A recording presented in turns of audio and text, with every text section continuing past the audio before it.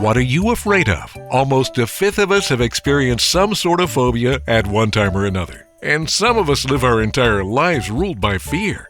The usual culprits, like mice, around 17% say they have musophobia, or they're at least a little afraid of mice and rats. It's 100% in this room. Also, close to a third of all human adults have ophidiophobia, the fear of snakes. Some fears we have are almost instinctive, coming from our ancient ancestors as a way to survive. And snakes could definitely alter the evolutionary path if not taken seriously. Research says we naturally detect snakes faster than other stimuli. About 8,000 people in the U.S. are bitten by venomous snakes every year, mostly rattlesnakes and copperheads. So your fear of snakes is less a phobia and more of a justified precautionary protective behavior. The only phobia that is more prevalent than snakes is the fear of spiders, arachnophobia, which affects approximately 395 million people worldwide. But we think those numbers are low. The vast majority of spiders are venomous, but only a handful represent a threat to humans. The great news is most of these highly venomous spiders are found only in Australia and the USA. Oh, wait a minute, that's where I live. Now, how about a few lesser-known phobias? We're not suggesting you develop these after hearing about them, but it's just cool to know stuff. And we'll take the list quickly to alphabetically. And our apologies if you suffer from alphabetical phobia. First, the fear of crossing streets, or dromophobia. The term comes from the Greek dromos, meaning racetrack. It's also sometimes called a gyrophobia. Dromophobia may result from experiencing a road accident, or especially with children with autism. Allurophobia, the fear or dislike of cats, which are completely harmless, adorable creatures. Is that okay? Next, atelophobia, the fear of imperfection. And anyone who has that, who is watching right about now, is feeling a little dizzy. If you have bibliophobia, you're afraid of books. Not any one in particular, just all of them. Cacophobia is the fear of ugliness. We'll just let this one pass without comment. Another term that may be related is catoptrophobia, or the fear of mirrors. There's a very high incidence among vampires. If you suffer from koimetrophobia, you have a serious fear of cemeteries. And that's the first cousin to necrophobia, or the fear of death, or dead people or things. Or maybe taphophobia, the fear of graves, or being placed in a grave while still alive, which is a really scary thought. Now, it's not as likely these days since you would probably be embalmed as with fluid, not booze. Now, here's one that's seen an upsurge lately. Coulrophobia, or the fear of clowns, thanks in part to great movies like these.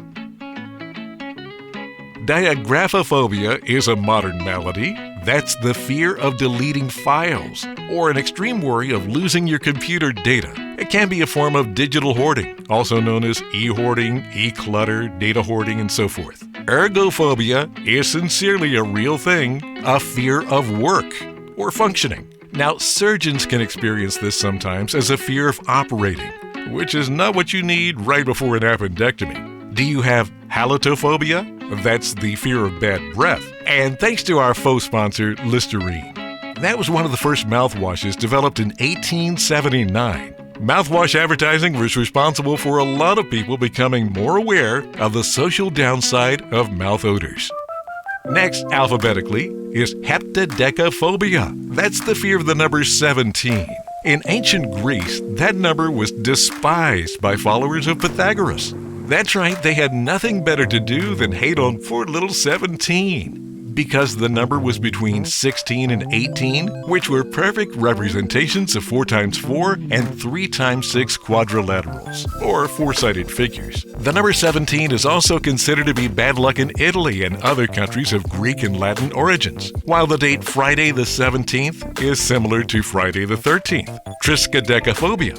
And there are other number phobias too, like tetraphobia, which is the fear of 5, or Hexakosioihexekontahexa. That, of course, is the fear of the number 666. I don't make them up, I just try to say them.